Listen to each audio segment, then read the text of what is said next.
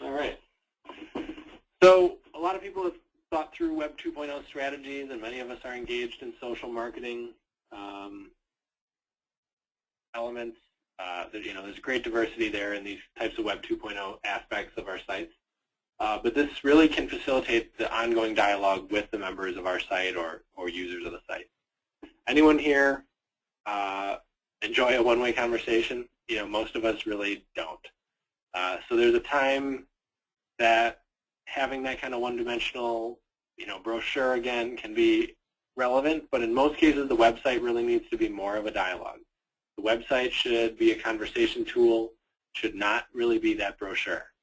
So personalize the experience with ongoing dialogue or interactive elements of your site. Most of you are probably spending money on online marketing, emails, banners, newsletters, all trying to drive traffic to your site. Once you get there, you really need to engage them. You need to make this an experience that adds value, that delivers these goals in a tangible way.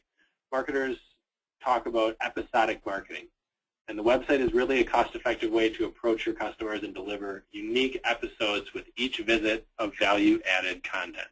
So again, this ties into many of our strategies today, these diverse channels of content coming in and adding relevance throughout. Let me hit one more question here.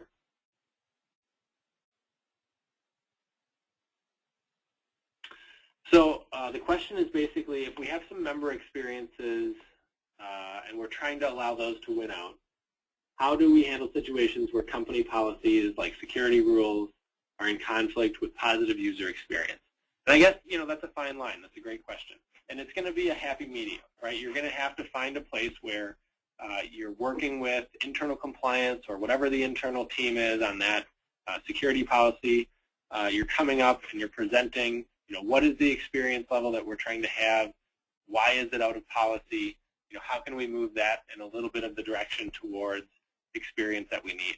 And then in looking at this experiential piece, we look at, maybe that would be the ideal experience that we would deliver, but at the same time, if we scaled a little bit back, we would still deliver the majority of value, but we'd be much farther within, security policy. So, it's a tough balance to maintain those two.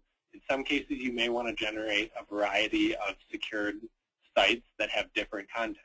So based on what a user is logging in as, I would see a very different website experience that would then not be in conflict with security roles from my experience, but could be tailored and customized. So a couple different paths that I see there that you could go down. Obviously, it's a tough path to negotiate that balance, but I think some really exciting things could be achieved through having a distributed intranet or extranet presence where you were offering a dynamically presented security layer together with content that would fit into those security policies, but still, enhance that user experience. So I like to think that it's achievable today, and certainly, be happy to talk more with you about that. All right. So getting back into this, using personalization to have that dialogue, put your member community to work for you, get that content back out of them, get that feedback out of them, build trust and confidence in your community. I think that's a fairly inherent piece. Benefits, create value for your membership, expand the relationship, add loyalty, and really increase your understanding of those customer needs. All right, we have a quick audience poll here. How many of you are today using community features on your website? Yes? No? I mean, I think most of us would like to.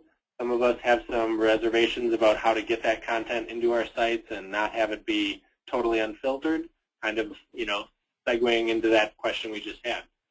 So I think this is a very relevant type of issue to touch on, and it's a delicate balance. It really is a matter of the content has a lot of value, and you're constantly comparing that with the return on delivering a more compliant message. All right.